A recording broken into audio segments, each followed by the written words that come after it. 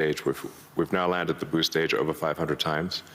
But we have to throw away the upper stage. The upper stage sort of burns up on re-entry for Falcon 9. So, and the cost of that is equivalent to a small to medium-sized jet.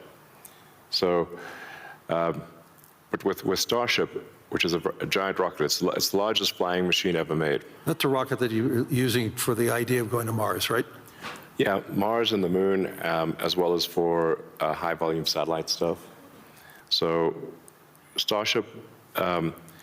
Hopefully this year we should prove full reusability for Starship, which will be a profound invention because the cost of access to space will drop by a factor of 100 when you achieve full reusability.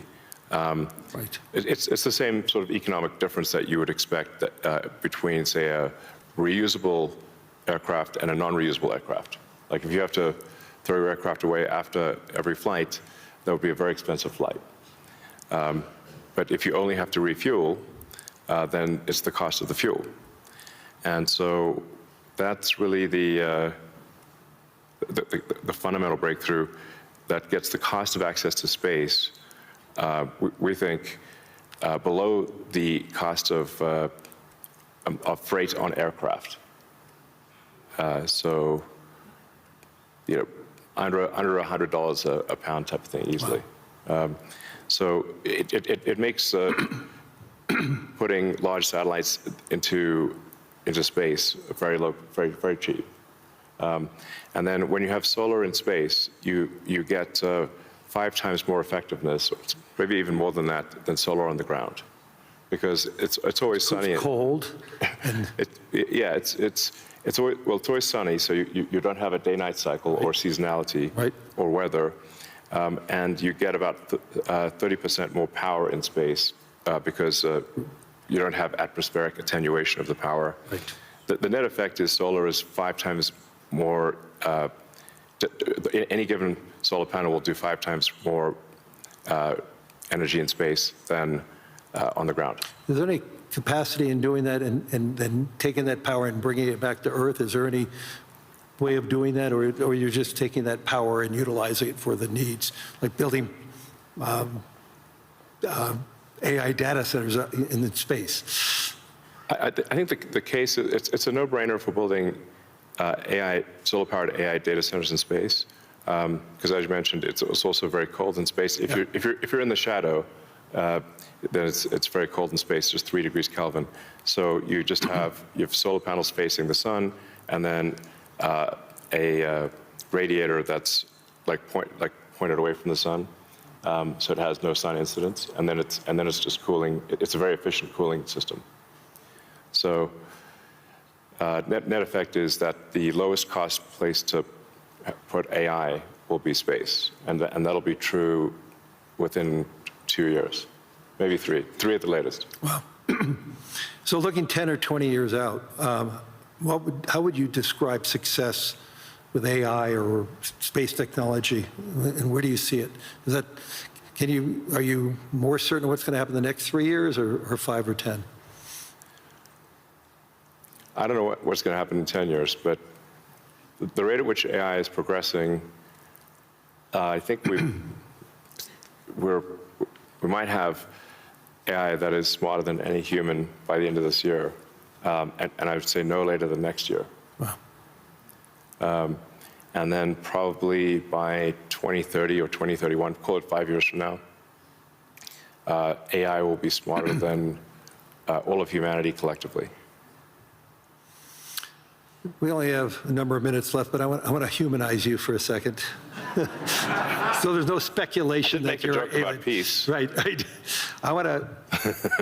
I mean, I would frame this question by: you are the most successful entrepreneur, industrialist in the 21st century, maybe beyond. I want to really get this. What inspired you? Who's inspired you? What was the foundation of your curiosity? And importantly, was there an aha moment, an epiphany at any time in your life and career?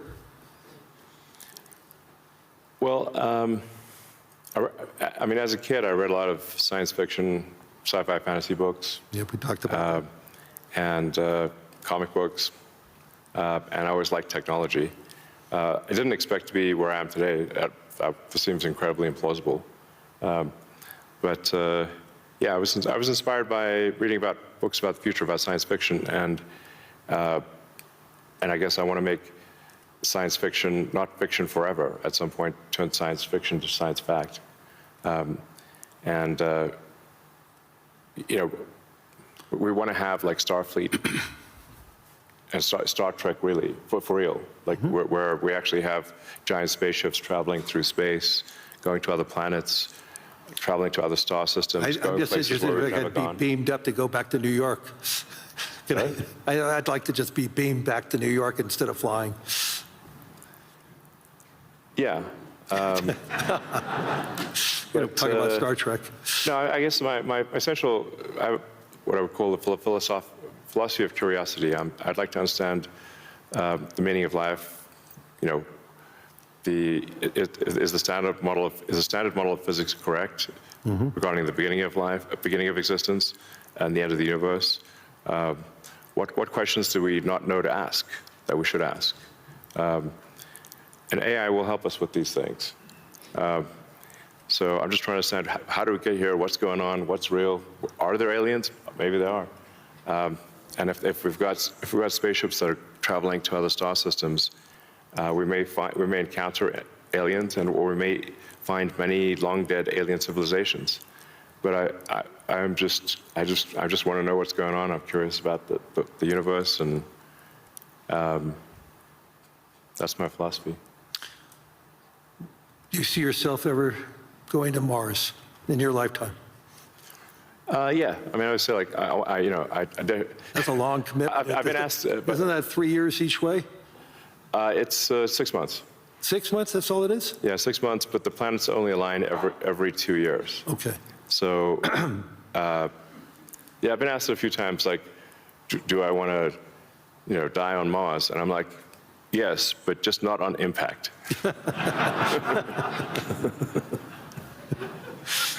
That's a good answer. Anyway, we're out of time.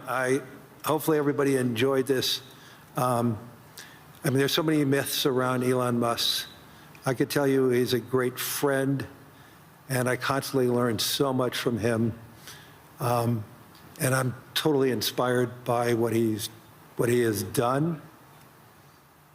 I've been inspired who he is, and I'm totally inspired by his vision of the future. And I don't think it's such a bad future, and I agree with his optimism. So, Elon, thank you. Any last words? Well, I think my last words would be, I would encourage everyone to be optimistic and excited about the future. Good. And generally, I think for quality of life, it is actually better to err on the side of being an optimist and wrong rather than a pessimist and right. On that note.